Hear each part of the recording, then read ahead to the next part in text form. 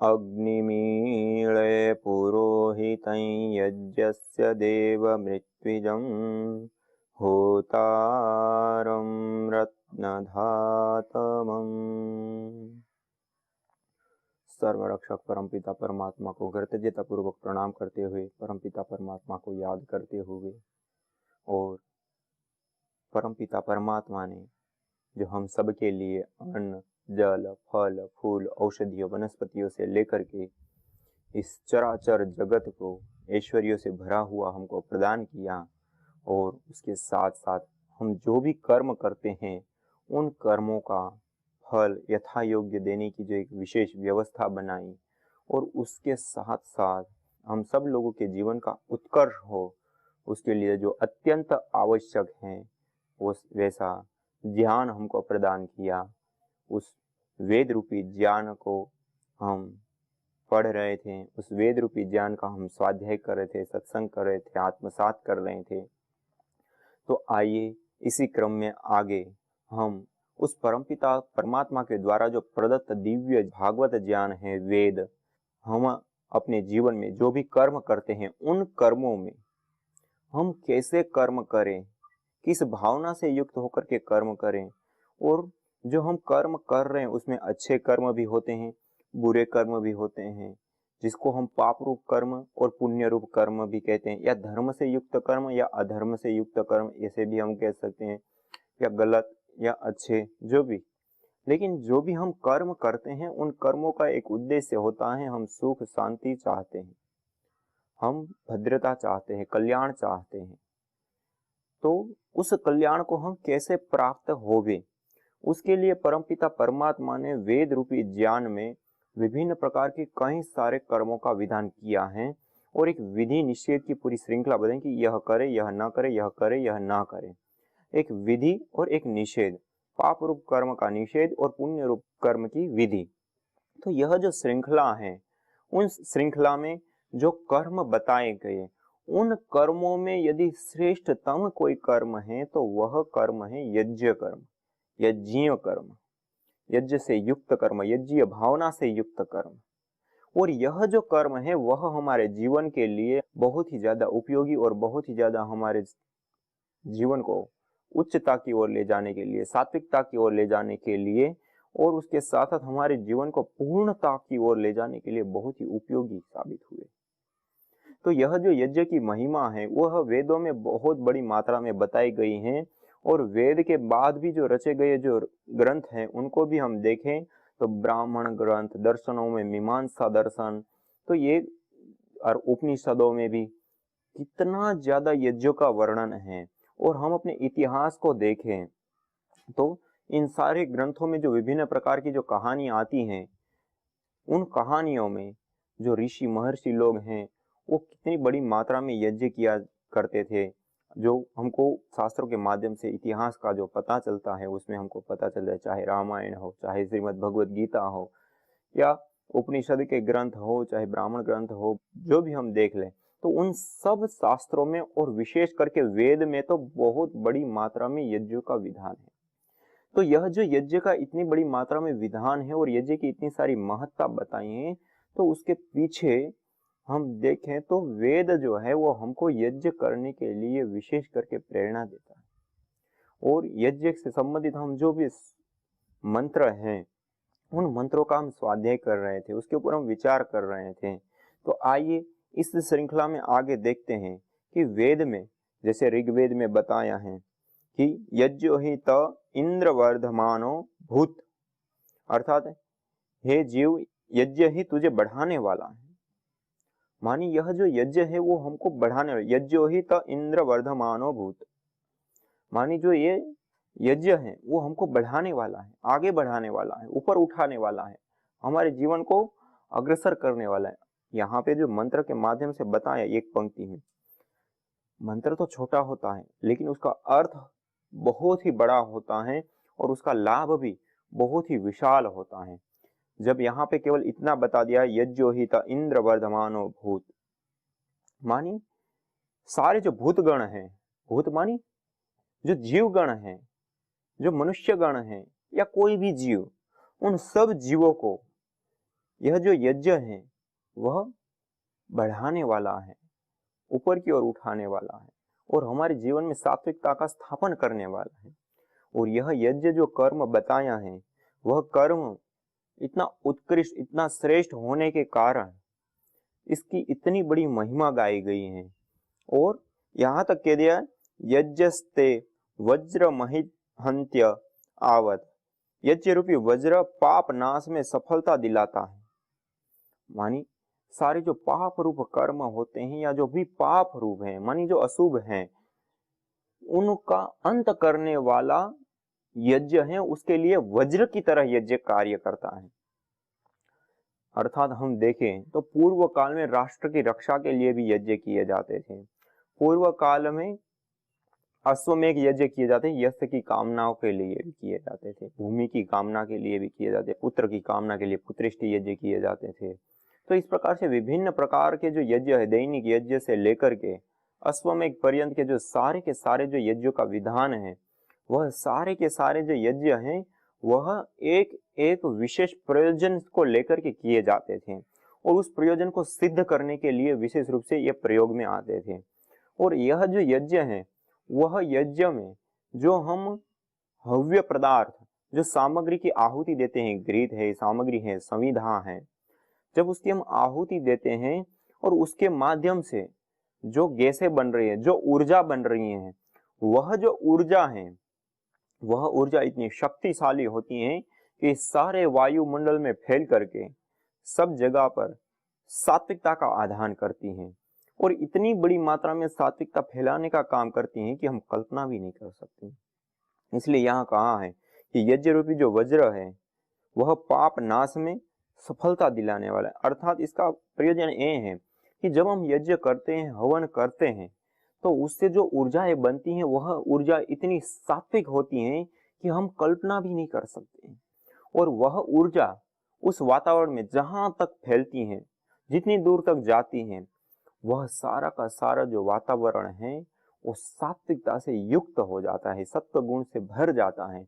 और जो भी व्यक्ति उस सात्विक वातावरण में रहेगा, उस वातावरण में विचरण करेगा, उस वातावरण में श्वास लेगा, तो वह जो वातावरण है उसके शरीर को भी प्रभावित करेगा और उसके मन को भी प्रभावित करेगा। और जो नित्य प्रति यज्ञ करेगा वो नित्य प्रति उस दिव्य ऊर्जा से ओतप्रोत हो जाता है।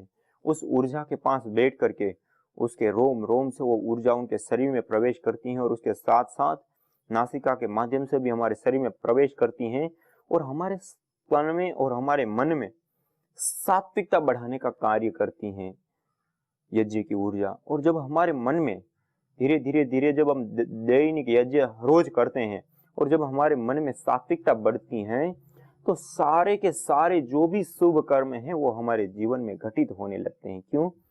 क्योंकि हमारे मन में 3 गुण होते हैं, सत्वगुण, रजोगुण और तमोगुण।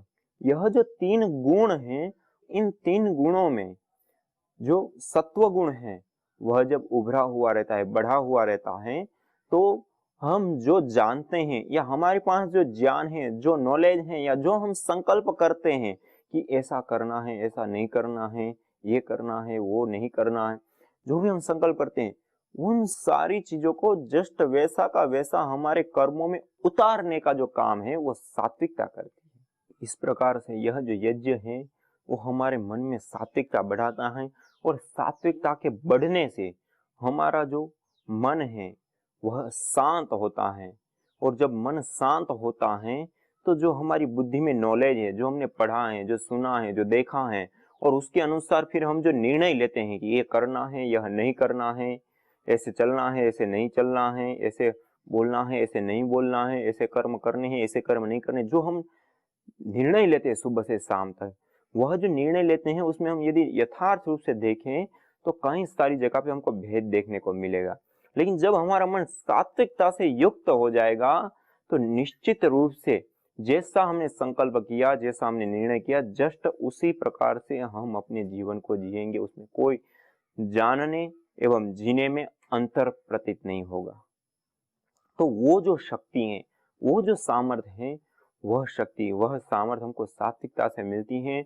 और वह जो सात्विकता है, वह सात्विकता हमको यज्ञ को करने से मिलती हैं, यज्ञ की ऊर्जा में श्वास लेने से मिलती हैं, यज्ञ की ऊर्जा में रहने से मिलती है। तो इसलिए यज्ञ कर्म जो है वो बहुत उत्तम कर्म है। और हमारे मन में जब रजोगुण और तमोगुण रहता है तो क्या होता है, जब रजोगुण और तमोगुण रहता है तो उस समय हम निम्न कर्मों में प्रवृत्त होते हैं।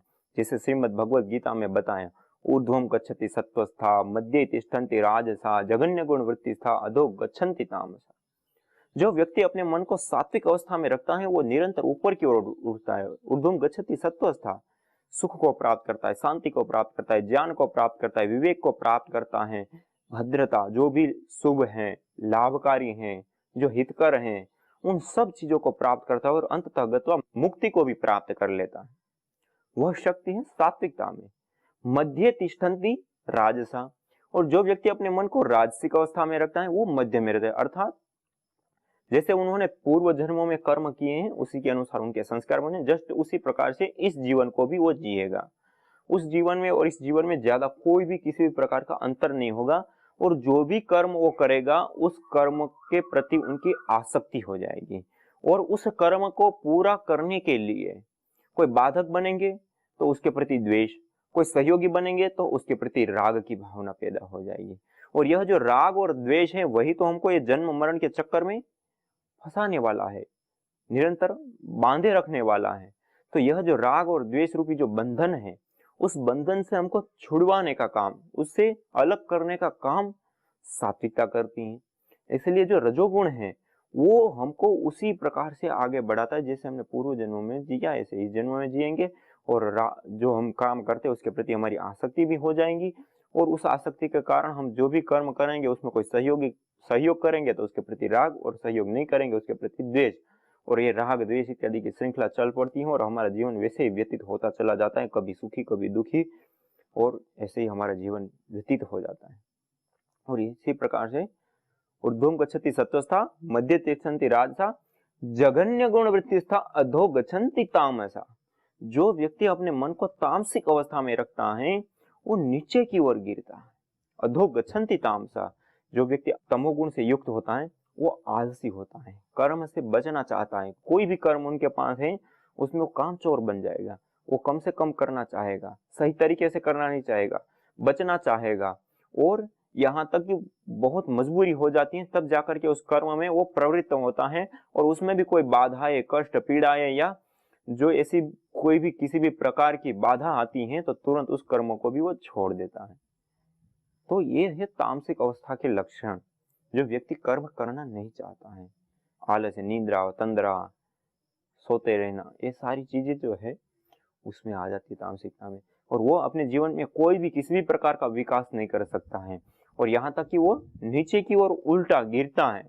अधो गच्छन्ति तामसा, उसका जन्म जो है कीट, पतंग, पशु, पक्षी इत्यादि जो अधम योनियां होती हैं उसमें उनका जन्म होता है, और वो अपने जीवन में नीचे की ओर गिरता है।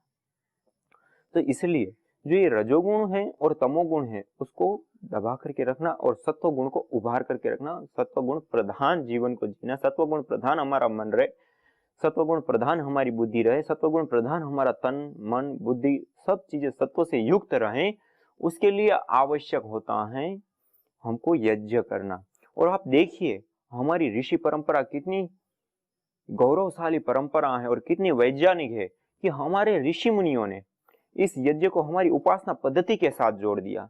सुबह और शाम संध्या के समय वैदिक काल में हमारी सही उपासना पद्धति यज्ञ ही हुआ करती थी। यज्ञ के माध्यम से ही हम अपने जीवन को जिया करते थे, और जो सुबह शाम आज धूप, दीप, अगरबत्ती आदि हम करते हैं उसकी जगह पे हम यज्ञ किया करते थे, जिसको हम दैनिक यज्ञ करते हैं। 10, 12, 15 मिनट लगती हैं जिस यज्ञ को करने में, 15, 17, 16 आहुति होती हैं जिसमें। तो उन कुछ आहुतियों को दे करके हम अपनी उस दैनिक यज्ञ को करके केवल एक ही बात नहीं करते थे कि हम केवल प्रभु की उपासना। हम जब यज्ञ करते हैं तो उस समय जो घटनाएं घटती हैं आप एक बार देखें तो इतनी विशाल घटना घटती है। सबसे पहला तो जब हम यज्ञ करते हैं, हवन करते हैं तो दान हो जाता है, त्याग की भावना। सुबह उठ करके जब हम यज्ञ करते हैं तो हमारे पास जो द्रव्य है, गीत, सामग्री, समिधा इत्यादि का हम पहले दान करते हैं। यह सबसे उत्तम कर्म माना गया है, सबसे श्रेष्ठ कर्म माना गया है। इसलिए तो श्रीमद् भगवद गीता में भी कहा है कि यज्ञ दान तप कर्म न त्याज्यम कार्यमेव तत् यज्ञ दान तपश्चैव पावनानि मनीषिणा। यज्ञ दान और तप रूप जो कर्म है वो कभी किसी को नहीं त्यागना चाहिए, वो त्यागने योग्य नहीं है। यज्ञ दान और तप रूप कर्म जो है, यह जो यज्ञ करना, दान करना और तप करना, यह जो तीन कर्म है, वह तीन कर्म पावनानि मनीषिणा। वो जो मनीषी लोग हैं, मनीषी उसको कहते हैं जिसके कोई भी कर्म के प्रति कोई आसक्ति नहीं है और वो पूरी लोक कल्याण की भावना से सारे कर्म करते हैं और फल की कोई आशा जिसके मन में नहीं है, वैसे जो लोग होते हैं उसको मनीषी कहते हैं। उनको भी पावन करने वाली चीजें हैं। तो हम सामान्य जो व्यक्ति हैं वो करेगा तो उनका तो कितना कल्याण होगा, आप ही विचार कीजिए। तो इतना उच्चतम कर्म है यज्ञ करना, दान करना और तप करना। और ये तीनों चीजें हम जब यज्ञ करते हैं तो घटित होती हैं। जब हम यज्ञ करते हैं तो हमको सबसे पहले तो दान करना पड़ता है, गीत, सामग्री और समिधा इत्यादि का दान करना पड़ता है। दूसरा, जब हम उसका दान करते हैं तो उसका एक परोपकार हो गया, अच्छे हमारे संस्कार बन गए और एक त्याग की भावना हमारे भीतर प्रस्फुटित हुई। जो वो यज्ञ हम करते हैं तो उससे माध्यम से जो प्रक्रियाएं चलती हैं और जो सारी गैसें बनती हैं, तो वह जो गैसें हैं वो ऊर्जाएं हमारे तन को शुद्ध करती हैं। तो हमारी सारी बीमारियां शरीर की हट जाती है, दूर हो जाती हैं और शरीर में किसी भी प्रकार की कोई बीमारी नहीं रहती है या नहीं आती भी है। और इससे अतिरिक्त हमारा मन सात्विक अवस्था से युक्त हो जाता है, हमारा मन सत्व से ओत प्रोत होने लग जाता है और जो स्ट्रेस, तनाव, सिर में भारीपन रहना, वो सारी चीजें दूर हो जाती हैं। और दूसरा, इतना ही नहीं है, पूरे परिवार में रहने वाले जो भी लोग हैं उन सबको ये लाभ मिलता है, स्वास्थ्य का जो लाभ है वो।